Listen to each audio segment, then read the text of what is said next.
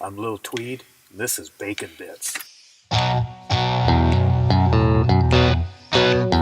Howdy. I wanted to talk a little bit this time about the 3 songs that we've got released as demos so far. The first song, RedNek, is what I want to talk about today. And we'll talk about the other couple in coming episodes. So, history. We wrote RedNek probably in 1987. Corky and I wrote it in the middle of a dirt road in Patty Canyon outside of Missoula, Montana. I was living in a cabin with Chuck Redberg at the time. Wrote that song that day, and that's the day that we invented the name for the band Cold Beans and Bacon. There was a news story from the night before of some redneck shot another redneck in the parking lot of a redneck bar, and we were just kind of pondering the lifestyle of Western Montana redneck. Got to goofing around, and we sort of wrote a tune about the goofy side of being a redneck, a beer drinker, slow thinker. And I'm a slow thinker. Hating commies, loving mommies. Hate the commies, but I love my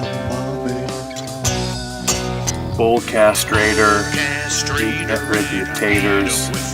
I think I heard a quote from Billy Carter a long time ago saying that the difference between a redneck and a good old boy is that a redneck drives down the road, drinks beer in his pickup truck, and chucks the cans out the windows.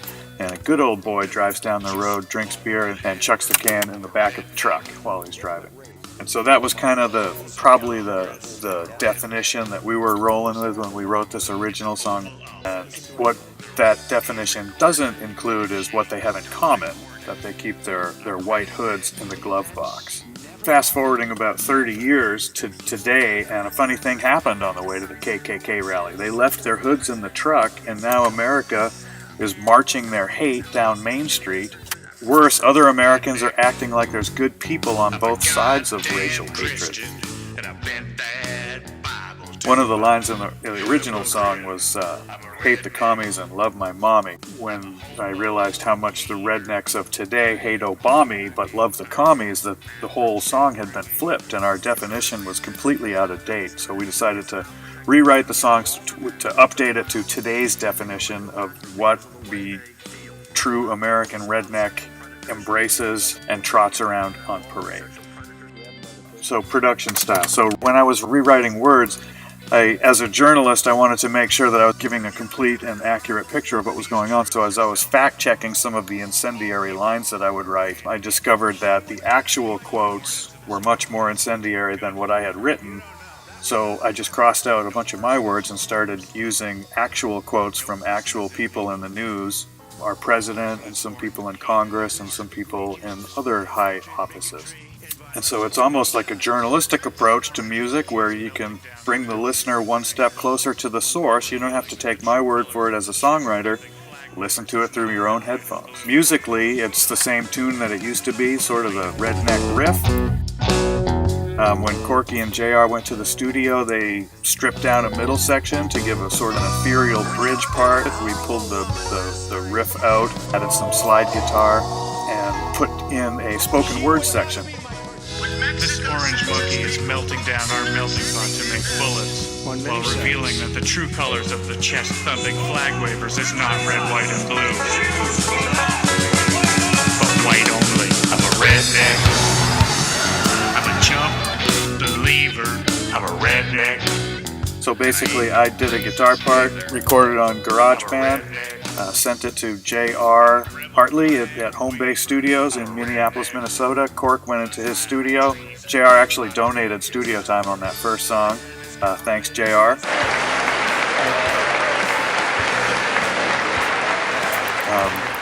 And he played slide guitar on it as well. After Cork did a bass part and we got that middle part done, then we sent it to Soul Tree Studio in Helena, Montana, and Steve Jordan, our drummer, went in there and recorded his parts on that. And then we sent it out to Jam Hut Studio in Missoula, Montana, and Bart Bones did the guitar part, and Johnny Two-Tone did an organ part on that. And then we sent it to Casper, Wyoming, where C.W. Forrester did a banjo part on it.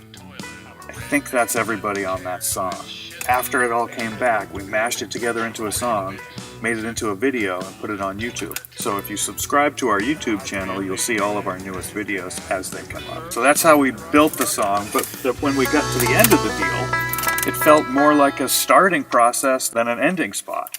So we decided to use RedNek as the table of contents for a themed album about where we find ourselves as a nation and as a culture today. Snapshot in time, so that we could enter it into the historic record. The first thing that we did is made a list of titles that we thought we'd like to write, probably 15, 16 titles.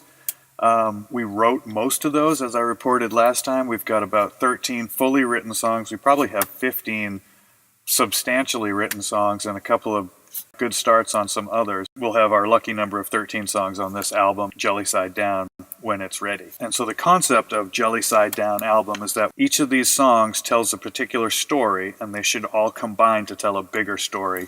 How's that idea shaking out? As I reported last time, we've got 6 songs demoed. All of them are written. Many of them are demoed. We're feeling good about that. So really 2018 was about writing. We've done that. We're happy with the writing. We're happy with what we've got. So now 2019 is about raising a boatload of money so we can give it all to JR so that he can make our songs sound good so that we can give them back to you. Next time, I'm going to tell you about the second song that we released, which is called My Bleeding Heart, co-written with Johnny Two-Tone.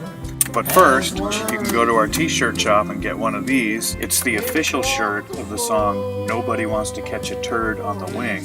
But you can also get the other t-shirts, the J. Rummel design. You can also get a sweatshirt. You can get a tote bag. So there's plenty of merchandise there to buy to show off your cold beans and bacon colors. If you're against t-shirts, tote bags, hoodies, and hats, you can go to our Patreon page and become a monthly patron. We have one patron so far. Chris Wadeveld is our initial patron. He's in there for $5 a month. Every month he sends us $5. You could be like Chris and send us $5 every month too. Or you could be like 2 Chris's and send us $10 a month. Or if you were 3 Chris's, or if you just want to buy music, you can get it at our Bandcamp page. You can buy the first record, second record, or individual songs for $1 a piece, I think. You can also listen for free on SoundCloud, Spotify, Apple, and YouTube. And when you're at our YouTube page, subscribe to our YouTube page because we need more subscribers. We have like 15, and we need about 15 million. Okay, so that's all I got for you this time. The RedNek song, listen to it, love it, buy a shirt, become a patron. Tune in next time to Bacon Bits, and we'll talk about My Bleeding Heart. They've got to go. We call BS! I'm here today because I am a Marjorie Stoneman Douglas student. Guess my bleeding heart. My name is Naomi and I'm 11 years old. Has work to do. The majority of those who died today were children.